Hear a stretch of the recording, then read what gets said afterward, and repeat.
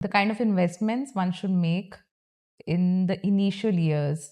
So what are those non-negotiables? I think this has to come from genuinely understanding what am I good at and what do I definitely need to delegate. Right. For me, I knew I was good visually. I designed the whole collection myself. I did all the writing for the website myself. I paid for a very expensive theme on Shopify because I wanted the first experience of the website to be amazing because that's my storefront.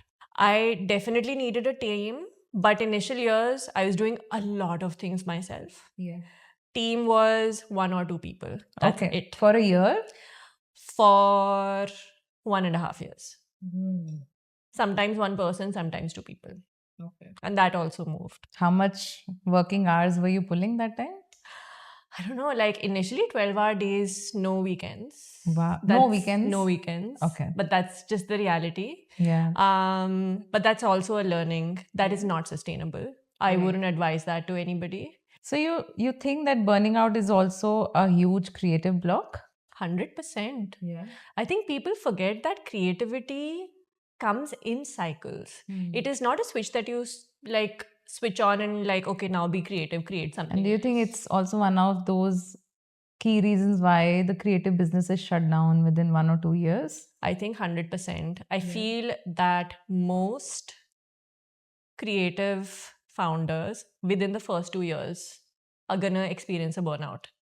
So what's the right way to do? Because I know we've discussed that you have had a huge reflection on that and you reworked on that. And I see that you really voice out burnouts and you talk about it. And it seems very genuine and relatable. I think burnout is actually part of the process of a cycle for a creative person. Let's unshame it. It's completely acceptable. Let's just make it look like taking a break rather than a burnout fully where I feel like I can't function anymore. So for that, what I would advise is don't be so focused that you're feeling like there's no family life, there's no time for anything else, only one thing exists. Right. I have that issue with hyperfocus where when I do something, nothing else exists for me. And I have to remind myself that I also have to eat. I also have to ground a little bit, be in nature, recharge myself rather than just spending energy on this new baby that I've created. I can relate with it because I'm very similar. During the shoots, I will not eat at all, the entire day. And then my body functions well. But then I know eventually you can break down. Yeah. And also long term, it doesn't serve your business. Yeah. So the things that I do now are, number 1, I work from home. And I've unshamed it. And I also remember you mentioned that your team also starts to build confidence in themselves when they're working on their own because they also need their own space. 100%. Because if I'm showing my face all the time, they're going to ask me questions that they can actually answer themselves. Any other creative blocks that you see? So before starting the business, I spent months developing the first collection. Yeah. And then for at least 2.5 years, I didn't genuinely create because there was no time to create. I work in cycles. I launch a collection and then I travel. I take breaks and I slow down. I remind myself of what excites me again. What kind of activates me, makes me feel alive. What are the things that I'm finding beautiful? And then I start working on a collection. So one non-negotiable investment in a business is building a team, is what you said, having more hands. 100%. Right? And even if it means that I am losing out on some profits, I feel it's more sustainable. So you think Sonika has 15 lakhs now and she starts creating business in home. How would she know that this is enough to run the business? Like a break-even point also for you, that how do you define that? I have given myself a peace of mind for 2 years. Let me pace it out. And that was the number for break-even.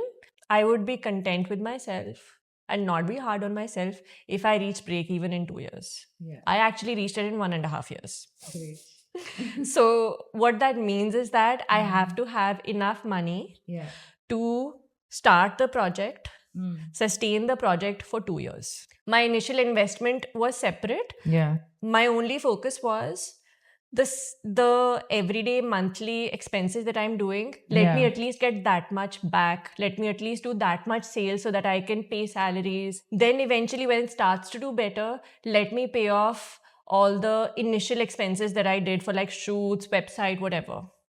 Right? That's break even.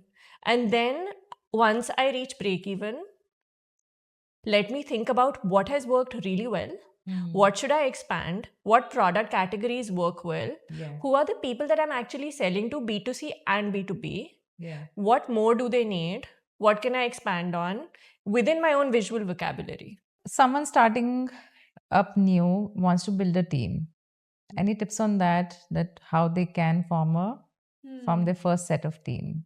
So when I built my team, I was aware that there are things that I do personally quite well, and there are things that I need.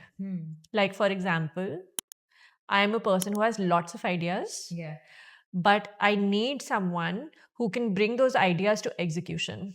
So I need that person. So I would look for that. So keep a few of those things in mind, for example, right? But beyond that, integrity, intelligence, energy, fast learner, very important, so that they can keep pace with me, because I'll get bored if somebody, like if I have to explain a thing twice, I'm just like, guys, come on. Yeah. Right? It's just nice to be able to have a good time when you're working with people. So let's choose this that. person who was with you for almost 1.5 years, this one person, were they like multitaskers who were Absolutely. And that's the number one thing, even when people are applying to a startup, it's very different from a corporate experience. And that's kind of what you're going for. You're going to get a taste of all different things that are going to happen. You're going to be put into different situations, and you're going to learn a lot about yourself and your skills. Something that you will never be able to try in a corporate setup where you're expected to do certain things only. Yeah, which is very restricted, right? So initially when you're starting a business, you can't pay them a lot, and you don't have brand name, right? So they're coming for experience. First, few years later, you have a brand name, but you can't pay a lot. They are going to move. Assume that. Make your SOPs in a way where you're okay when people move, and don't take it personally. If you want us to keep bringing such amazing content and business hacks, please subscribe to our Clips channel, The Sonika Mata Show Clips.